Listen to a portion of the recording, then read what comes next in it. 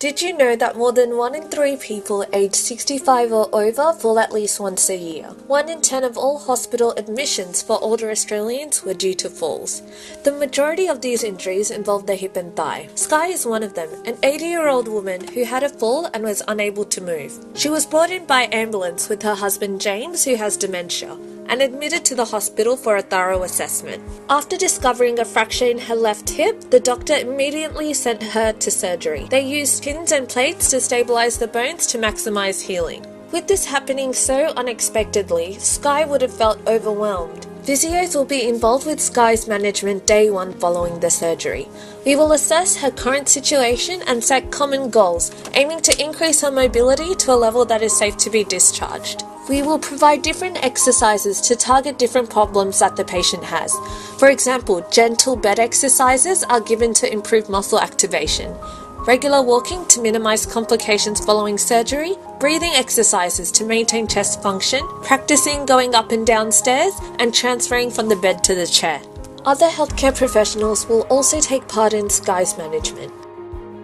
Occupational therapists will assist their function and provide appropriate home modifications and adaptive equipment to assist them. Nurses will be administering medications and providing personal care to Sky.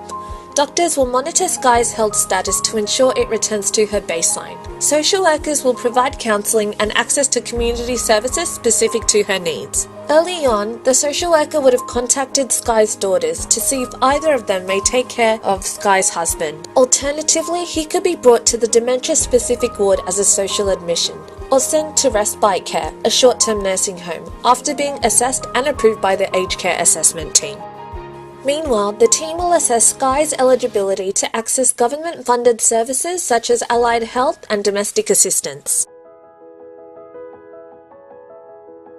After having an invasive surgery in the hip, Sky's mobility would decrease significantly and she'd struggle with her activities of daily living. Meanwhile, Sky's rehab will continue in the hospital.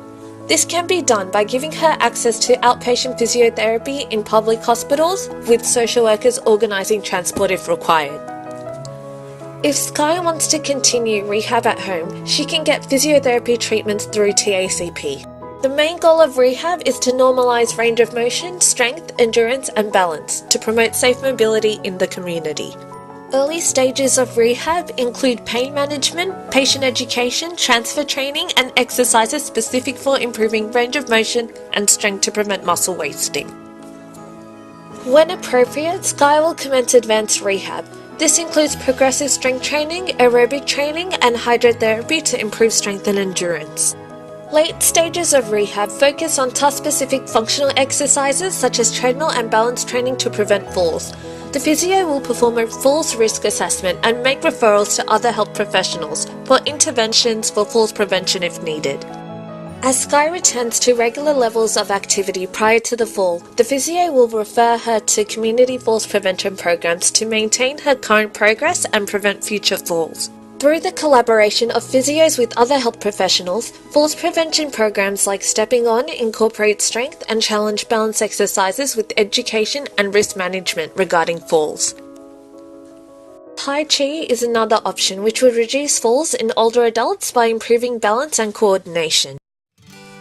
Now that Sky has achieved her goals and no longer requires regular input from the health professionals involved in her care, call to check whether she's maintaining the progress made and provide carer information about dementia and refer her to counselling.